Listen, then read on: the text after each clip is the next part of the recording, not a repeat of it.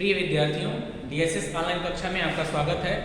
आज हम सभी हिंदी व्याकरण के अंतर्गत वाच्य का अध्ययन करेंगे, जिसमें ये जानेंगे कि वाच्य किसे कहते हैं, अर्थात वाच्य का अर्थ क्या है, वाच्य की परिभाषा क्या है और वाच्य के कितने भेद हैं। वाच्य अर्थात बोलने का विषय, वाक्य में बोलने का विषय क्या है, अर्थात क्रिया के जिस रूप से यह पता चलता है कि उस पर जो उसमें कर्म की प्रधानता है या भाव की प्रधानता है या फिर कर्ता की प्रधानता है। तो जिसकी प्रधानता होगी उसके आधार पर हम उसका नामकरण करते हैं और उसका उस भेद के अंतर्गत उसको रखते हैं। जैसे मैंने यहाँ लिखा है कि वाच्य का अर्थ होता है बोलने का विषय।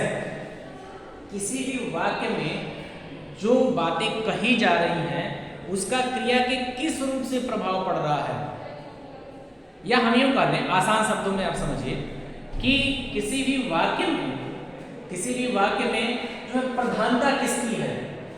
अगर उसमें लिंग या वचन के आधार पर क्रिया का रूप बदल रहा है और कर्ता है उसमें, तो कर्ता के आधार पर होगा तो उसे हम कहेंगे कर्तृवाच्य, यानी क्रिया के जिस रूप में कर्ता की प्रधानता हो।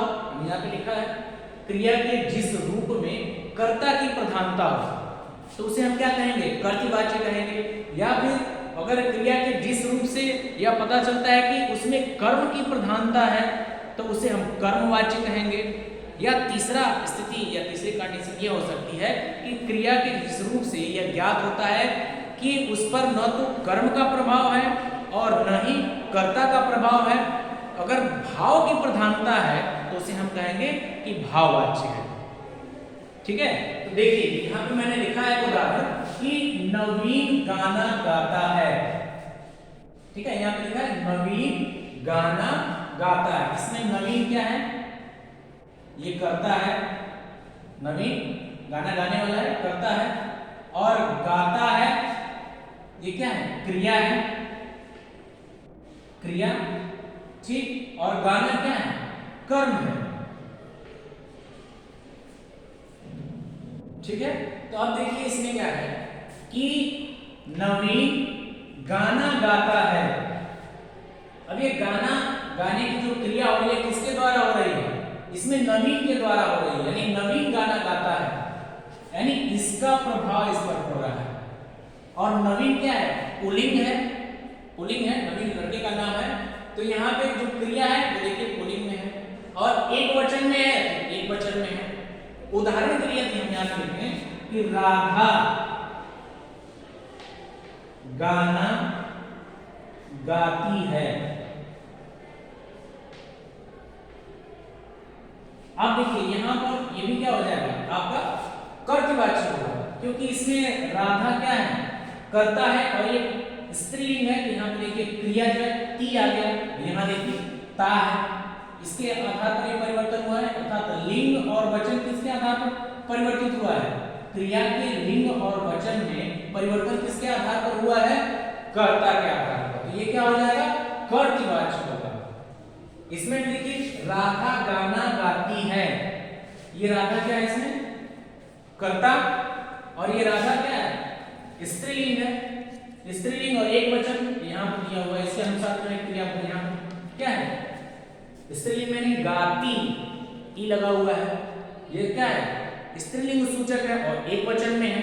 अर्थात क्रिया का वह विधान जिससे पता चलता है कि इस पर कर्ता का प्रभाव है, कर्म की प्रधानता है, या फिर उसमें भाव की प्रधान होता है, की प्रधानता है, उसे हम क्या कहते हैं, वाच्य कहते हैं। और इस उदाहरण में चूंकि क्रिया पर किसका प्रभाव है, कर्ता का, इसलिए क्या होगा, कर्तृवाच्य होगा।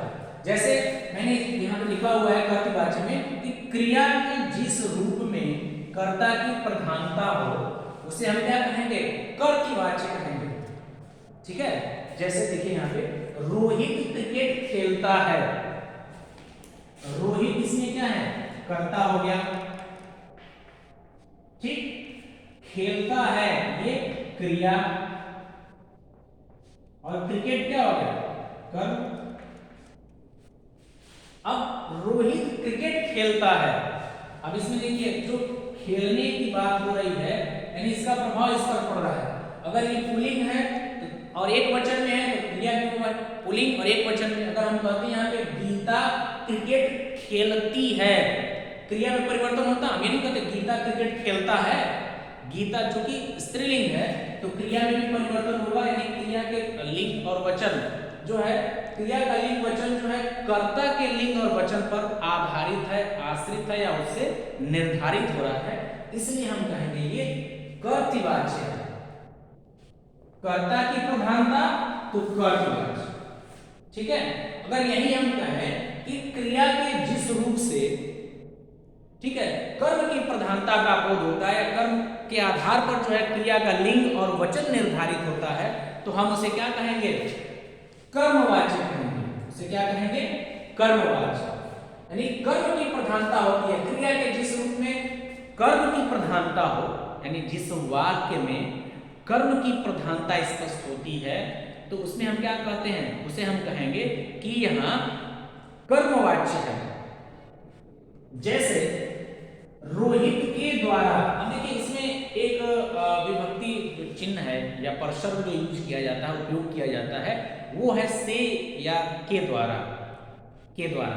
क्योंकि ऐसा इसलिए इसमें किया जाता है इसका प्रयोग ताकि कर्ता का प्रभाव कम हो। हमें कर्म की प्रधानता दिखानी है तो कर्ता का उसमें प्रभाव कम रहेगा। के द्वारा या से लगाने से क्या होता है? कर्ता का प्रभाव कम हो जाता है, अर्थात कर्म की प्रधानता हो जाती है। तो आप कहीं भी अगर देखेंगे कर्म में यानी कर्मवाच्य में, तो उसमें से या के द्वारा लगा होता है, ठीक है। और एक चीज और, इसमें ये कर्म की प्रधानता होती है, और इसमें क्या होता है? कर्तृवाच्य में ये सकर्मक और अकर्मक दोनों हो सकता है। याद रखिएगा इसको, या कहीं नोट कर लीजिएगा कि कर्तृवाच्य जो है सकर्मक और अकर्मक दोनों हो सकता है, ठीक है। लेकिन कर्मवाच्य नाम से स्पष्ट है कि कर्म की प्रधानता, इसलिए केवल सकर्मक होता है, अकर्मक होने की बात ही नहीं है। तो रोहित के द्वारा क्रिकेट खेला जाता है। अब देखिए यहाँ पे रोहित करता है, करता है, यहाँ पे रोहित खेला जाता है, ये क्रिया है, खेलना क्रिया, और उसके बाद से क्रिकेट क्या है? कर्म हो गया। लेकिन इस वाक्य में के द्वारा लगने से कर्ता का प्रभाव क्या है? कम हो गया है, और हमें कर्म की प्रधानता इसमें प्रकट हो गई है, कर्म की प्रधानता उजागर हो गई है। अर्थात क्रिकेट जो कर्म है उसके आधार पर जो है क्रिया यहाँ निर्धारित हो रही है, उसका लिंग वचन जो है कर्म के आधार पर निर्धारित किया जा रहा है। यहाँ रोहित का मुख्य प्रभाव नहीं है उस पर, क्रिया पर। किसका प्रभाव है?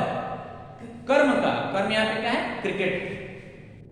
अगर इसी तरह से हम जैसे उदाहरण ले लें कि रमेश के द्वारा पतंग उड़ाया जाता है, ठीक है, या माता के द्वारा या माँ के द्वारा खाना बनाया जाता है, रीता द्वारा गाना गाया जाता है, यानी के द्वारा या से, ये जरूर इसमें आपको दिखेगा। तो वहां जो है कर्म की प्रधानता होगी, और जब कर्म की प्रधानता होगी तो निश्चित तौर पे वहां पे क्या होगा? कर्मवाच्य होगा, ठीक है। ये क्लियर हो गया। अब अंतिम है भाववाच्य। भाववाच्य नाम से ही स्पष्ट है कि जिस वाक्य में या जिस सेंटेंस में क्रिया के जिस रूप या विधान से उसके भावों की प्रधानता प्रकट होती है या उजागर होती है। अर्थात दो चीजें हैं इसमें, एक तो भाव प्रकट हो रहे हैं, यानी निश्चित तौर से न ही उसमें कर्म होंगे, कर्म की प्रधानता होगी, और न ही उसमें कर्ता की प्रधानता होगी, ठीक है। ये दोनों जो हैं स्पष्ट उसमें नहीं होंगे या उनका प्रभाव उस पर देखने को नहीं मिलेगा। ये आ सकते हैं, लेकिन हमें पूरे सेंटेंस को पढ़कर उसका भाव निकालना है कि इसमें किसकी प्रधानता है, भाव की प्रधानता है या अन्य विषयों की प्रधानता है। देखिए जैसे ये मैंने उदाहरण लिखा है कि दादाजी से चला नहीं जाता, दादाजी से चला नहीं जाता। अब दादाजी चलने में सक्षम नहीं है या चल नहीं पा रहे हैं, ये उनका भाव, इस सेंटेंस से जो है दादाजी का भाव प्रकट हो रहा है कि उनसे चला नहीं जा रहा है। या हम कहते हैं कि बच्चों से उठा नहीं जाता है, चिड़ियों से उड़ा नहीं जाता है, ठीक है। यानी चिड़िया, उनका भाव प्रकट हो रहा है कि जो उड़ने की क्रिया उनसे नहीं हो पा रहा, अर्थात उनकी भावनाएं कुछ इस तरह की जो है दुविधा उनके अंदर है या कोई कारण है जिससे वो उड़ नहीं पा रही हैं।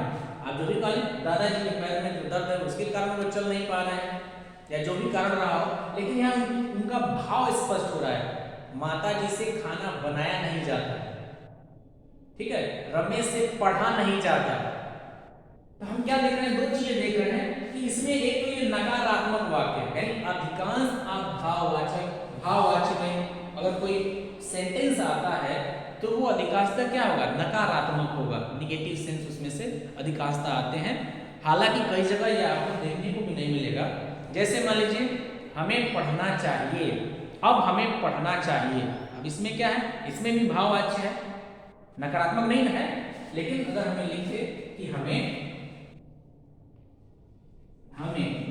अब पढ़ना चाहिए, ये क्या हो जाएगा, ये भी हो जाएगा आपका भाववाच्य। इसमें भाव प्रकट हो रहा है कि हमें अब पढ़ना चाहिए, तो सेंटेंस को पढ़कर पहले ये हम इसमें स्पष्ट करेंगे कि इसमें कर्ता की प्रधानता है।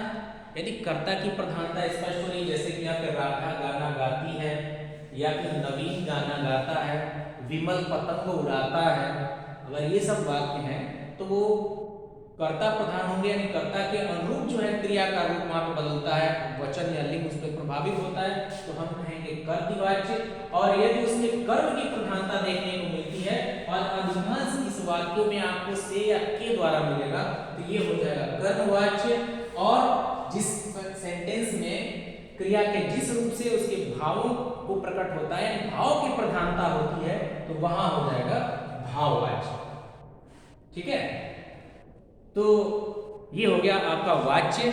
इसके बाद जो है कुछ इसके उदाहरण है या कर्तृवाच्य से भाववाच्य या भाववाच्य से कर्तृवाच्य में बदलने के तरीके हैं, तो इसको मैं नेक्स्ट वीडियो में आपको बताऊंगा और उम्मीद है आपको समझ में आया होगा। आज के लिए इतना ही, धन्यवाद।